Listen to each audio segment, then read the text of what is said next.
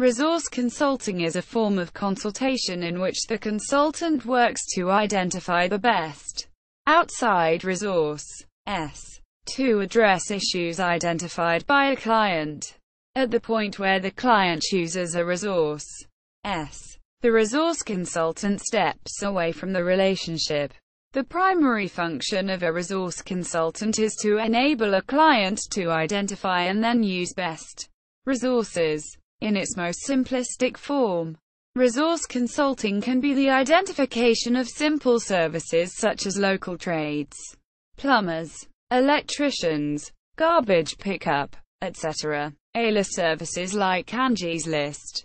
These might be identified as issues with technical fixes, i.e., Ron Heifetz, leadership without easy answers, clearly identifiable problems with clearly identifiable fixes. Resource consulting has great effect with adaptive issues, those with less clearly identifiable problems and multiple ways of addressing them. For instance, a local church makes an inquiry about a leaking roof in its sanctuary. It is a major issue for the congregation because water is leaking on the church's expensive pipe organ. The technical fix would be to provide the name of a roofer well-versed in the type of roof this church has. However, in the process of conversation with the resource consultant, it becomes clear that the reason for the leaking roof is that a relative of one of the church's leaders, who does residential and not commercial work, was hired to re-roof the building several years ago.